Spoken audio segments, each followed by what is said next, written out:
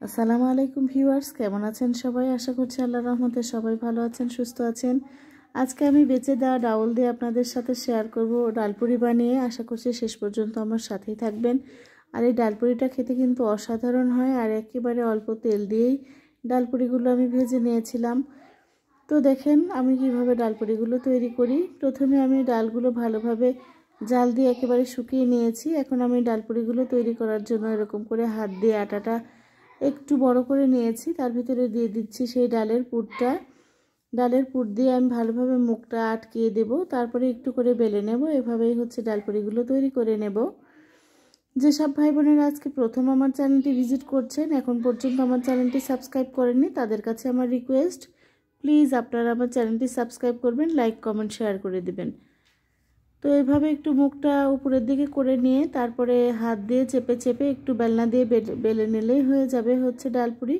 আর আমি একটু বড় বড় সাইজ করে বানিয়ে নিয়েছিলাম, আপনারা চাইলে ছোট ছোটও করতে পারেন। তো একে একে সবগুলো ডালপুরি আমি বানিয়ে নেব, তারপরে চলে যাব ভাজতে।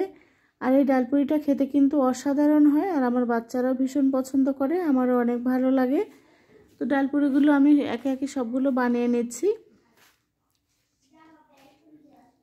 আর শীতের দিনের কিন্তু এরকম নাস্তা খেতে ভালো লাগে, মুখরোচক। আর এটা হচ্ছে আমি একেবারে মাগরিবের পরে বানিয়েছিলাম গরম গরম খাওয়ার জন্য। তো সবগুলো ডালপুরি প্রায় আমার বানানো হয়ে গেছে, এখন আমি ভাজতে চলে যাচ্ছি।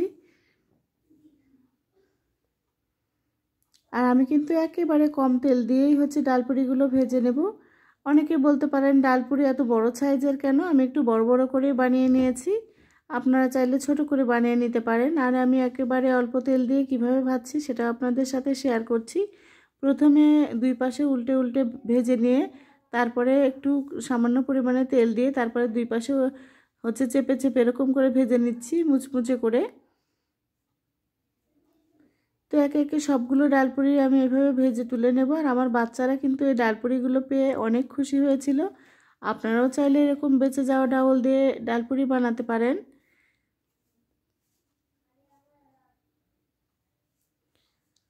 তো অল্প তেলে ভাজলেও ডালপুরিগুলো কিন্তু অনেক সুন্দর ফুলছিল, আর অনেক মুচমুচে করে ভেজে নিয়েছিলাম।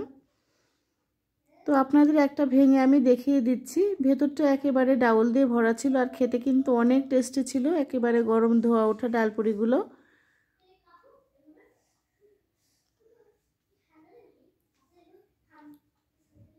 তো ডালপুরি আমার রেডি হয়ে গেছে, এখন সবাই মিলে আমরা ডালপুরিগুলো খাচ্ছি। সাথে থাকার জন্য আপনাদের অনেক অনেক ধন্যবাদ। আসসালামু আলাইকুম।